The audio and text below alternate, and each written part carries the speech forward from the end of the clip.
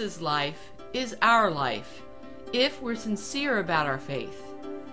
We unite ourselves to him by receiving his body and blood in the Eucharist. We meet him in the Scriptures and walk with him on the path to heaven.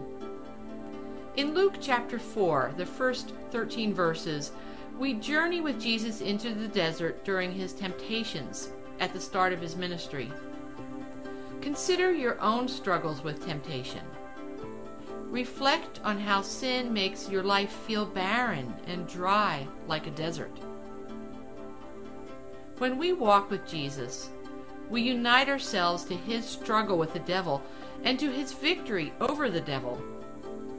Our temptations become his temptations, and in our efforts to remain united to him, we reject Satan and choose the life of holiness.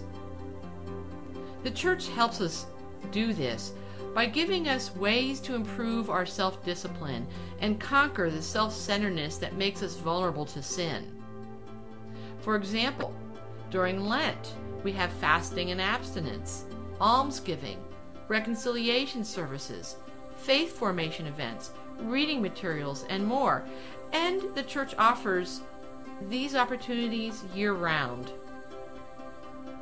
Every meal and meat that we give up for Lent or any time of year, every sin that we confess in the sacrament of reconciliation, every sacrifice of time that we make to add more prayer and spiritual reading to our daily life, and every other spiritual activity is a practice of self-denial that unites us to Jesus in the desert.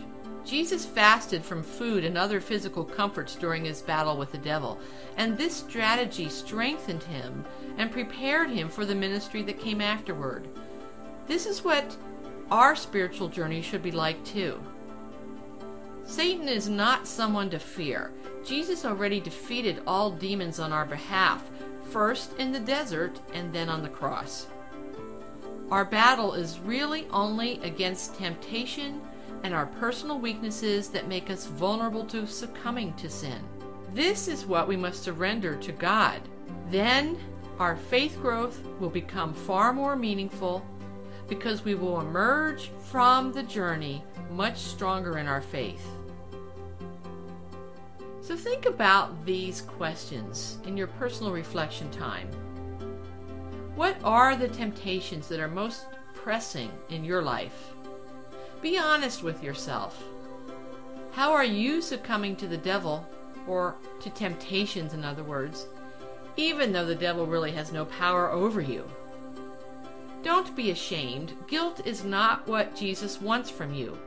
What he does want is your desire to receive his help in overcoming temptation. He's waiting for you in the sacrament of reconciliation. And one more bit of food for thought. How do you know that the sacrament of reconciliation really works?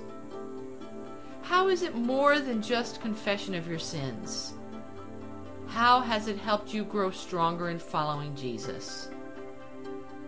Think about these things. God bless you.